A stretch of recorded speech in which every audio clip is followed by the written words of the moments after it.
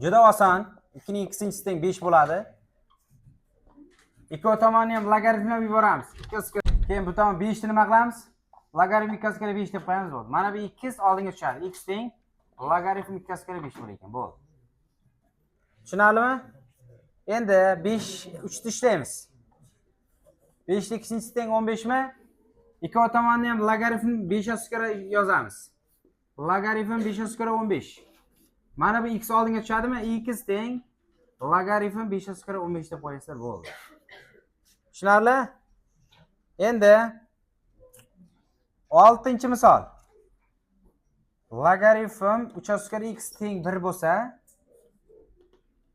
logaritm 3 kare x teng 1 ni logaritm 3 kare 3 desam bo'ladimi? X teng 3 bo'lar ekanda javob. Endi 12. Logaritm 3 kare x plus 2 teng 1 bo'lsa, logaritm 3 kare x plus 2 teng necha bo'ladi? 1 ni logaritm 3 kare 3 desak, bu bilan ketsa x plus 2 teng 3 bo'ladi. X teng shundan 1 bo'lar ekanda. Tushunarlimi?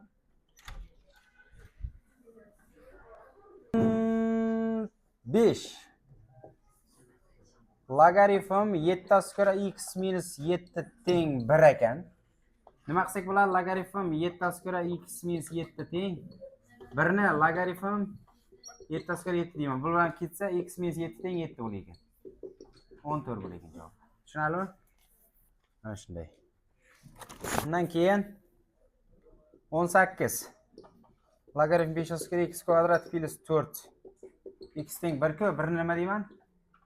5 kare x kvadrat plus 4x 1 ni logaritm 5 kare 5 deyman. Ketsa x kvadrat plus 4x teng 5 bo'ladi. Bu tomonga o'tkazamiz. X kvadrat plus 4x minus 5. Minus 5 bilan 1 bo'ladi. Ko'paytirsak shu, qo'shsak manfiy 4 ni beradi qaytarib. Bo'ldi. Endi biz mana bu aniqlanish sohasini ham olishimiz kerak. X kvadrat plus 4x ni 0 dan katta deb. X chiqarsak x plus 4 bo'ladi, 0 dan katta. Buni ishlasak minus 4 0 bo'ladi. Musbat, manfiy, musbat. Bizga nima oraliqlik kerak? Musbat oraliqlik kerak. Minus 5 dan. Minus 5 qayerda? Mana shu yerdan minus 5 dan. Mana bu yer necha edi? 0 edi. Mana bu yer 1. 5 bilan 1 qaysi oraliqda bormi? Minus 5 bitta qo'ysak tushadimi? Mana buni qo'yib ko'rish kerak. Agar aniqlanish sohasi olmayman desang, mana bu chiqqan natija bor, ikkita son qo'yib ko'rishimiz kerak. 1 plus 4 necha bo'ladi? 5 kare 5 1 ni beradimi? Logaritm 5 kare 5 bo'lyapti. Bu 1 ni beradimi? 1 teng 1 ga to'g'ri narsa bu. Demak, ikkovi ham qanoatlantirar ekanda. Xullas nima qilar ekanmiz?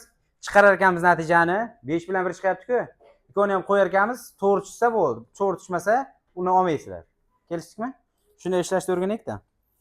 Demak, 20 ni ishlab ko'rsataman. 20 qaranglar.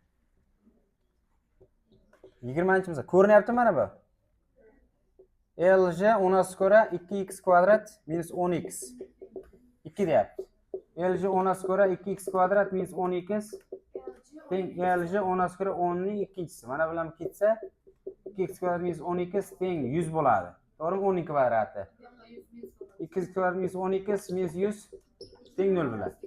X kvadrat minus 5x minus 50 teng 0 ga. Bu necha bilan? 10 bilan 5 mi?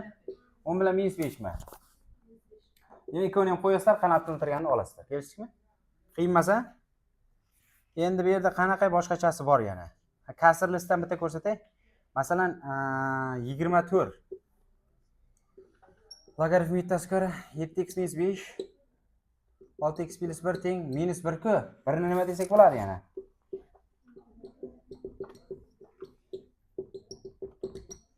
Logaritm 7 kare 7 ning minus 1 desam bo'ladimi? Ketadi. 7x minus 5 taqsim 6x plus 1 teng 1 taqsim 7 bo'lib qoladi. 7 ning minus 1 degani 1 taqsim 7 ni beradimi? Beradi. Demak, mana buni bunga ko'paytirsak 49 x minus 35 teng 6x plus 1 bo'ladi. Buni bu tomonga o'tsak 43x. Buni bu tomonga o'tsak 36 bo'ladi. 36 taqsim 43 bo'lib qoladi. 0 ni nima deb yozsak bo'ladi bolalar? Logaritm 2 kare 1 desak bo'ladimi? Mana bu bilan mana qisqarib ketadimi? Mana bu narsa nimani beradi bizga? 3 kare 2 deb 2 ni beradi. Logaritm 3 oskara x minus 1 teng 1, to'g'rimi? Buni bu tomonga o'tkazib olsak. Logaritm 3 oskara x minus 1 teng, buni bu tomonga o'tkazsak minus 1 bo'ladi.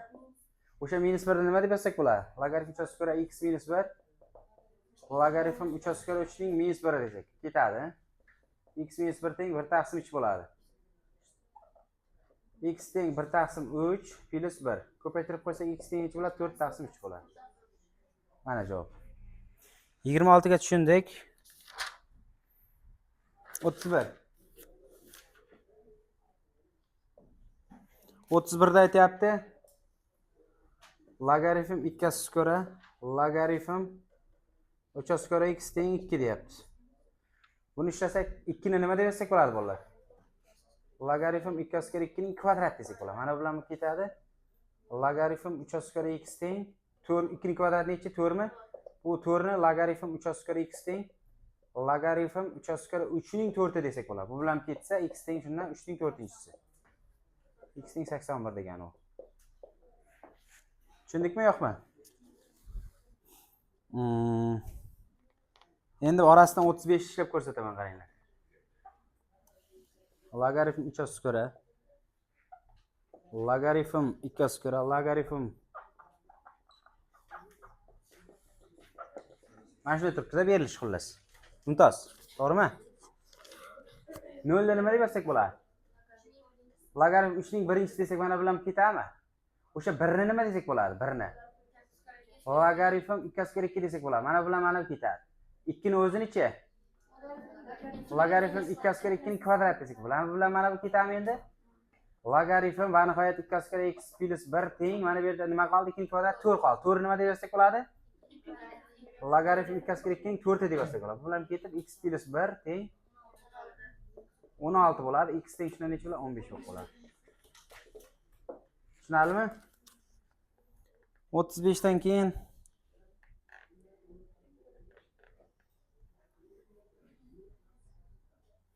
39 boshqacha ekan, qaranglar. 39 da x plus 2 taqsim x minus 2 5x plus 5 5x minus 7 teng 1 ku 1 nima deb yozsak bo'ladi?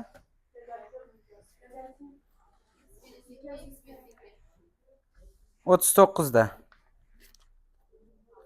1 bo'lib turibdi. 1 ni logaritm x plus 2 taqsim x minus 2 ning x plus 2 taqsim x minus 2 da 1 ni shunday yozsa bo'ladi. Yo'q ketadi.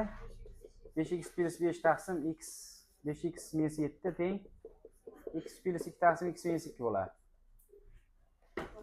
Maxraj berib proporsiya qilamiz. Buni ko'paytirib olsak javob chiqadi endi.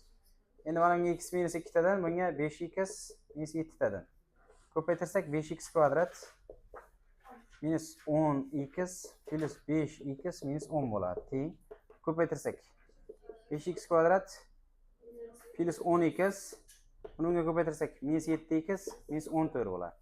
5x kvadratlarga javob mana bu minus 5x bo'ladi.